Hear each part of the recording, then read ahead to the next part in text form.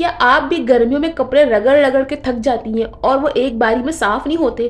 तो आज के व्लॉग में मैं आपके साथ ना कुछ लॉन्ड्री हैक्स शेयर करूंगी जिसको फॉलो करके ना आप बगैर रगड़े अपने कपड़े साफ कर सकती हैं। अस्सलामुअलैकुम माय यूट्यूब फैमिली, कैसे हैं, क्या हाल चाल है? उम्मीद करती हूँ सब खैरियत। तो ये व्लॉग स्पेशल इसलिए भी है ना क्योंकि लॉन्ड्री हैक्स के साथ साथ ना मैं आपको गर्मियों की सौगात यानी फालसे की आइसक्रीम बनाने भी घर पे सिखाऊंगी। वो भी आइसक्रीम जमीन पे गिर गई, उस आइसक्रीम का क्या हुआ ना वो भी इस व्लॉग में आपको शेयर करूंगी। आज का व्लॉग स्टार्ट हो रहा है सुबह के 6 बजे और आज है मंडे और हर मंडे को मैं मशीन लगाती हूँ, लेकिन इस दफा कपड़े इसलिए भी ज्यादा जमा हो गए हैं क्योंकि ना पानी चला गया था और पूरे हफ्ते पानी नहीं आया था। वैसे मेरी आदत है कि मैं हर हफ्ते में 2 दफ़ा तो मशीन लगाती हूँ, लेकिन इस दफ़ा कपड़े इसलिए जमा हो गए हैं क्योंकि पानी की मशीन ख़राब हो गई थी और काफ़ी टाइम तक, 1 हफ्ते तक पानी बिल्कुल भी नहीं आया, जिसकी वजह से कपड़े ज़्यादा जमा हो गए।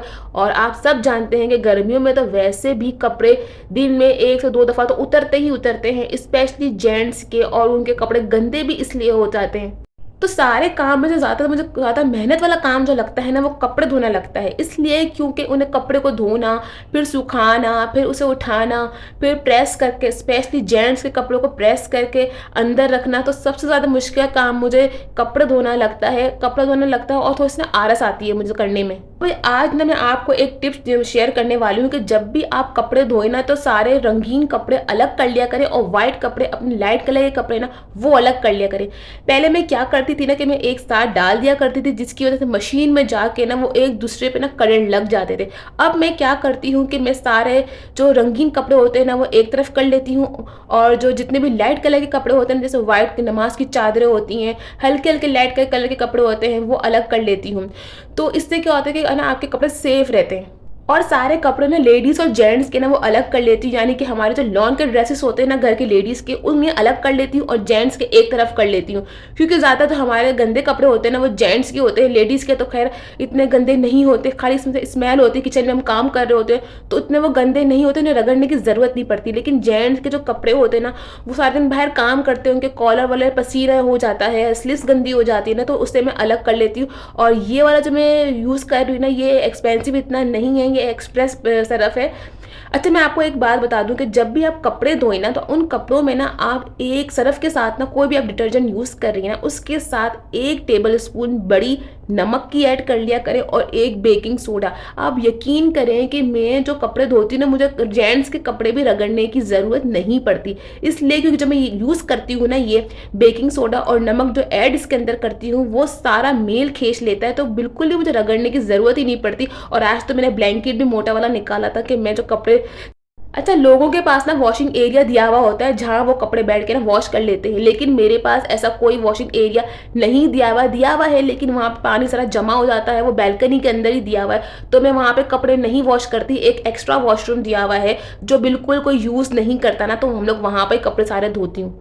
अच्छा, मेरी कोशिश यही होती है कि जब मुझे मशीन लगानी होती है ना तो मैं फजर के फ़ौरन बाद ही ना मशीन लगा लेती हूँ, क्योंकि एक तो ये होता है कि दिन ही दिन में ना कपड़े जो है धुल जाते हैं। एक तो गर्मियाँ भी इतनी है, ऊपर आराम से कपड़े धुल भी जाते हैं, और ये कि सुबह का वक्त जो है ना आपका एनर्जी लेवल भी ज़्यादा होता है, तो इतने कपड़े धोने की इतनी थकन नहीं लगती। करा करें कि जिस दिन आपको कपड़े धोने हो ना उस दिन आप सुबह जल्दी मशीन लगा लिया करें।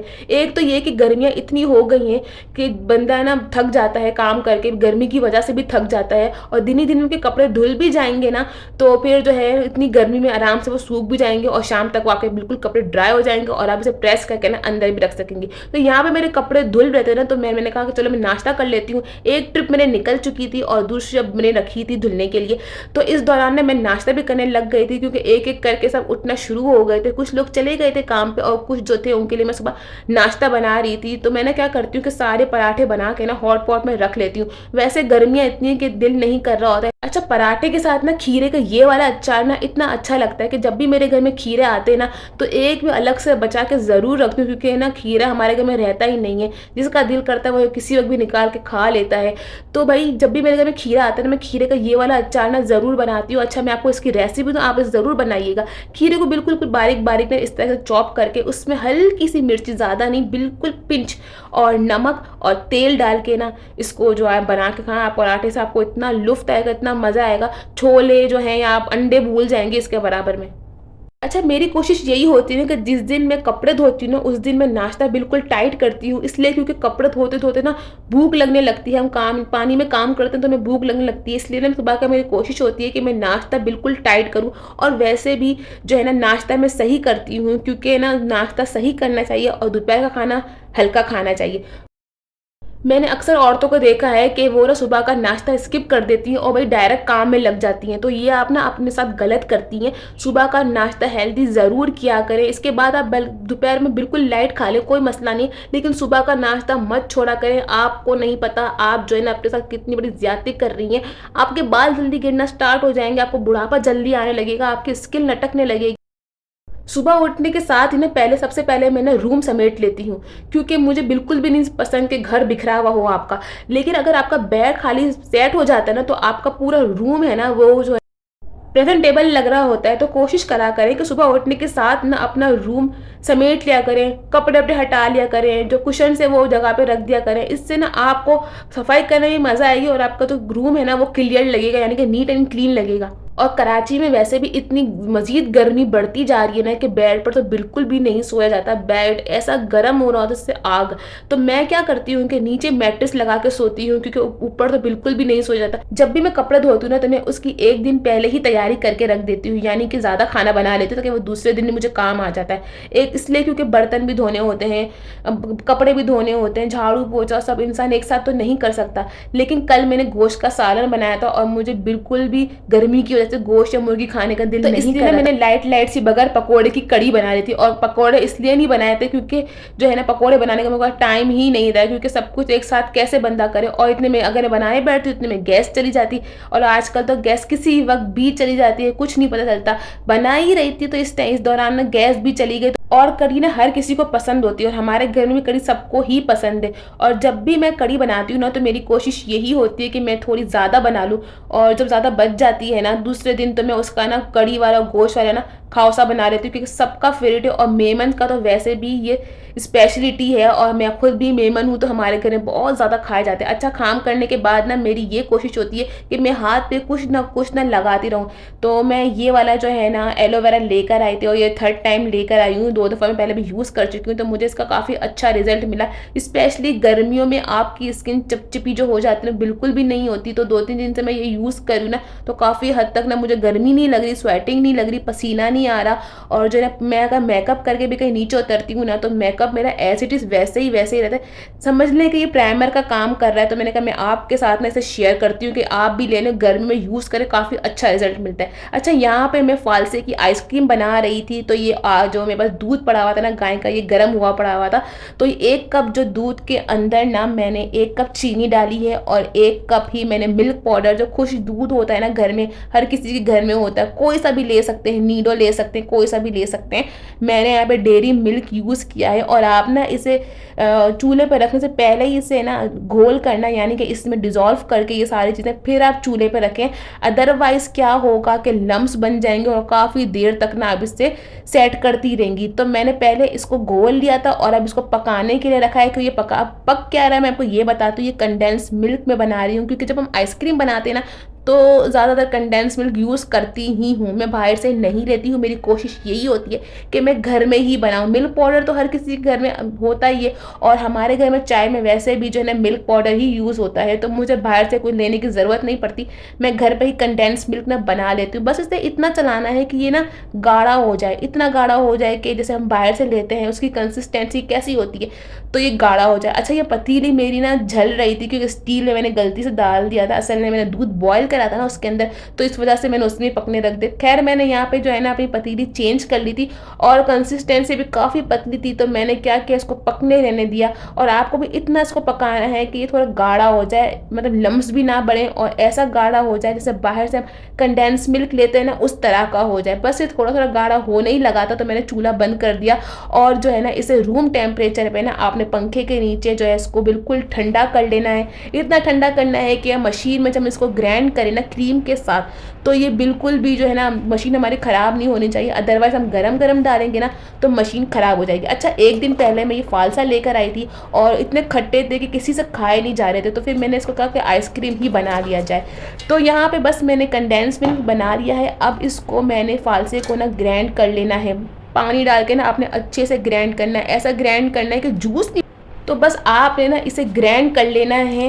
पानी डाल के, 1 गिलास पानी डाल के ना अच्छे से ग्राइंड कर लेना है। अच्छा, ये दिमाग में रखिएगा आपने जूस नहीं बनाना, मैं आपको पहले ही बता रही हूँ, बिल्कुल पतला नहीं करना।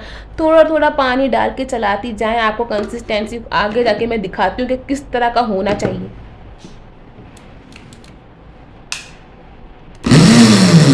तो बस जब इस तरह की शक्ल आ जाए ना कि ज़्यादा गाढ़ा भी ना हो, ज़्यादा पतला भी ना हो, तो आपने क्या करना है, छन्नी रख के ना इसे छान लेना है और खूब इस तरह का छानना है कि इसका जो दाने अलग हो जाए, यानी कि जो फालसे के बीज अलग हो जाए और पल्प इसका अलग हो जाए।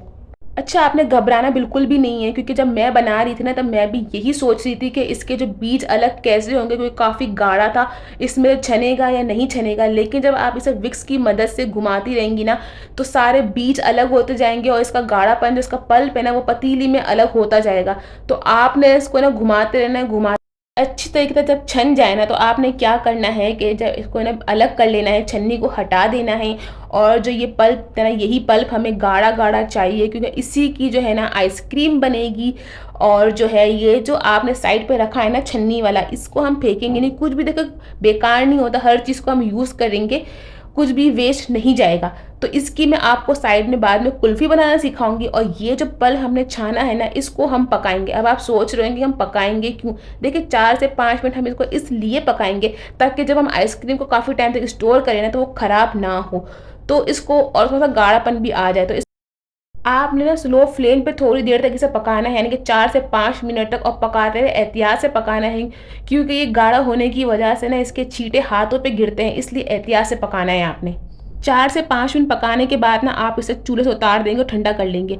अब आपने कोई भी फ्रेश क्रीम ले लेनी है, चाहे वो कोई भी ब्रांड की हो। आप विपी विप भी क्रीम ले सकते हैं, हर जगह पे अवेलेबल है। तो आपने इसको अब ले के ना, कोई भी आपके पास बीटर मशीन है, या मेरे पास बीटर मशीन नहीं थी तो मैंने ये वाली मशीन में ना इसे डाल के ना आराम से बीट कर लेना है। और इतना बीट करना है कि जो आपकी क्रीम है ना वो बिल्कुल जो है फ्लफ़ी हो जाए, यानी कि गाढ़ीपन, उसमें गाढ़ापन आ जाए। तो इतना बीट कर लिया है मैंने, इतना बीट मैंने कर लिया है। और अब ये मज़ीद गाढ़ी होगी, क्योंकि मैं इसके अंदर ऐड करूँगी कंडेंस मिल्क। जो हमने कंडेंस मिल्क बना के ठंडा करके रखा था ना, वही वाला कंडेंस मिल्क हम इसके अंदर डालेंगे। और मैं सारा ही डाल दूँगी, क्योंकि क्रीम के मुताबिक है ये, ना ज़्यादा है ना कम है, क्रीम के मुताबिक है। मैं सारा कंडेंस मिल्क इसके, अब जो फालसे का बैटर जो हमने चूल्हे पे पका के गाढ़ा करा था ना, वो ले लेना है, वो इसके अंदर ऐड कर लेना है। अच्छा, यहाँ पे मैंने फालसे का जो बैटर था ना, वो मैंने अपने क्रीम के मुताबिक लिया, और मैंने फालसे के बैटर को आधा कर लिया, इसलिए क्योंकि मेरी क्रीम कम थी और फालसे का बैटर ज़्यादा था, तो इसलिए मैंने यहाँ पे अपने क्रीम के हिसाब से लिया है। तो आप भी जब पकाएं तो आप भी अपने क्रीम के हिसाब से फालसे का बैटर लेंगे। ज़्यादा डाल देंगे तो बहुत ज़्यादा खट्टी हो जाएगी। तो मैंने अपने कंडेंस मिल्क और क्रीम के हिसाब से यहाँ पे अपने फालसे का बैटर ऐड करा, और इन सबको ना अच्छे से ग्राइंड करना है ताकि अच्छे से ये एक यकजा हो जाए, बिल्कुल अच्छे से मिक्स हो जाए और क्रीमी हो जाए। तो भाई अच्छे से ग्राइंड करने के बाद ना इसका कलर कुछ इस तरीके से आएगा, और इसका जो टेक्सचर है वो भी कुछ इस तरीके से आएगा। आपको लगेगा कि पतला है, लेकिन ये बिल्कुल ही पतला नहीं। इसकी इतनी अच्छी सी आइसक्रीम जमी थी, आपको ऐसा लग रहा होगा कि बिल्कुल ही पतला है और रनी है, लेकिन नहीं। शुरू में आप इस तरह का टेक्सचर आता है, लेकिन जमने के बाद ये अच्छे से जम जाती है, फ्रीज हो जाती है अच्छे से।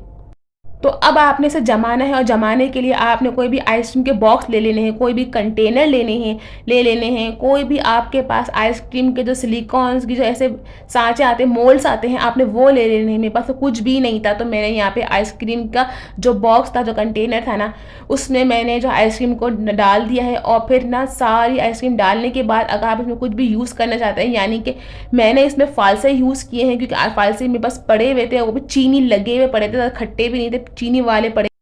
तो अब आपने ना इसे जमा देना है, और बिल्कुल जो फ्रिज का जो नीचे वाला हिस्सा होता है ना, यानी कि जो डीप फ्रीज़र का जो नीचे वाला हिस्सा होता है, यानी कि ज़मीन पे आपने इसे लगा देना है फ्रिज के डीप फ्रीज़र में। और कम से कम इसे 8 घंटे तक ना अच्छे से बिल्कुल जमा लेना है, ताकि जो ये आइसक्रीम का टेक्सचर है ना क्रीमी हो जाए और अच्छे से फ्रीज़ हो जाए। तो 8 घंटे के बाद मैं आपको दिखाती हूँ इसकी शक्ल। 8 घंटे जब पूरे होने के बाद मैं इसे फ्रिज से निकाला ना, तो हुआ कुछ ये जो आप देख रहे हैं कि मेरे हाथ से पूरा बॉक्स नीचे गिर गया भारी होने की वजह से और मुझे लगा कि मेरी मेहनत ज़ाया हो गई। लेकिन खैर आइसक्रीम पे कोई फ़र्क नहीं पड़ा। हाँ, बॉक्स ज़रूर टूट गया लेकिन आइसक्रीम बिल्कुल सही की सही रही थी।